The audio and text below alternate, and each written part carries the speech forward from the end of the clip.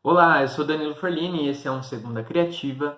Hoje a gente vai falar sobre pensamento divergente e convergente, ou pensamento difuso e concreto. Quando a gente fala de gerar ideias e resolver problemas, existem duas formas no nosso cérebro funcionar.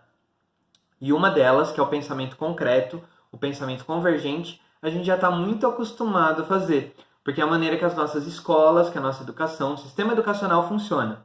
Não estou aqui para falar mal de escola, de professor, sou educador, convivo em escola e sei que o pensamento convergente, esse que eu acabei de falar, tem muita utilidade. É essencial para que a nossa vida funcione e para que a gente consiga se organizar logicamente dentro de sistemas e dentro da própria sociedade.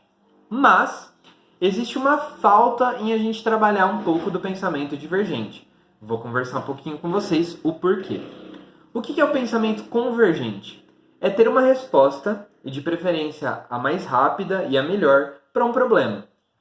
Então, quando eu tenho uma prova de matemática, quando eu tenho uma prova de química, ou até mesmo uma prova de história, geografia, elas têm 10 questões, e essas questões têm certo e errado.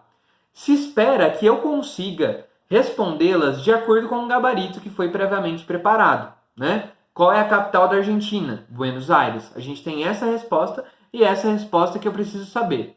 Se esse conhecimento é útil ou não, aí é outro assunto. Estamos aqui falando de formas de pensar. Mas, dentro do pensamento convergente, eu tenho certo e errado. Eu tenho um lugar para chegar. Já o pensamento divergente, ele trata de gerar mais de uma ideia. Ele trata de gerar ideias novas. E aí, quando a gente fala de ideias novas, quando a gente fala de criatividade, o certo e o errado não funcionam muito bem. Porque se a ideia é nova, eu não tenho como saber se ela está certa ou não antes de testar. Criatividade envolve o erro, envolve o risco, né? Então, vou dar um exemplo. Vamos supor que eu estou num problema de trabalho. Um colega de trabalho meu fica me atrapalhando muito, querendo conversar o tempo todo e o meu trabalho exige concentração e eu não consigo e eu preciso resolver esse problema. A gente tem a saída mais rápida, né? O pensamento converge. Falar para ele que ele está me atrapalhando, ou conversar com a chefe ou com o chefe e conversar sobre essa situação.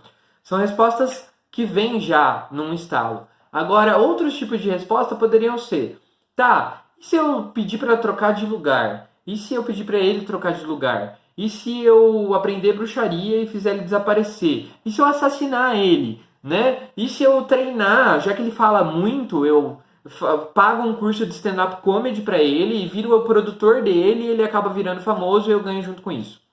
Você fala, nossa Danilo, que absurdo essas coisas que você está falando. Sim, são ideias absurdas, são ideias que ou vão muito fora da nossa realidade absoluta, né, da realidade concreta, ou mesmo que vão fora do nosso senso moral, das nossas possibilidades, como por exemplo assassinar o rapaz que está falando demais. Não é uma resposta legal para os problemas.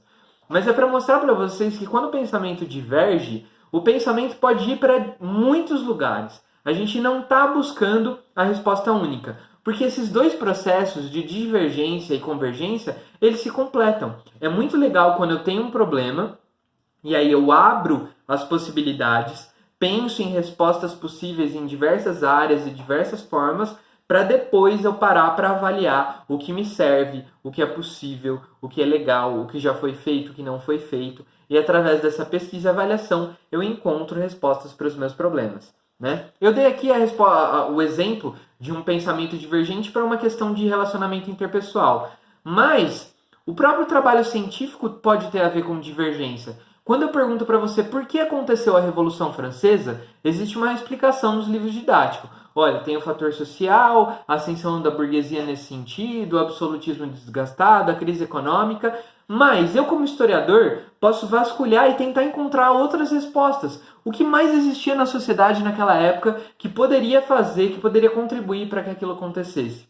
Ou mesmo quando a gente tem uma questão artística. Quero escrever uma crônica.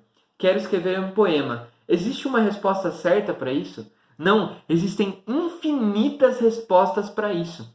Só que como a gente está muito acostumado a só encontrar uma resposta para as coisas, a tentar alcançar o 10, a tentar alcançar o certinho lá no caderno, esse pensamento criativo não está tão acostumado na gente. E logo quando a gente começa a escrever algo, a gente se trava, se julga, fala isso não tá bom, isso não é uma nota 10, isso não tá certo.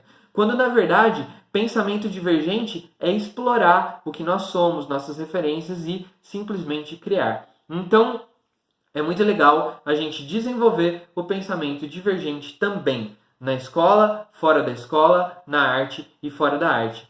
Procurar mais de uma resposta, divergir antes de convergir. Beleza? É isso aí e até semana que vem.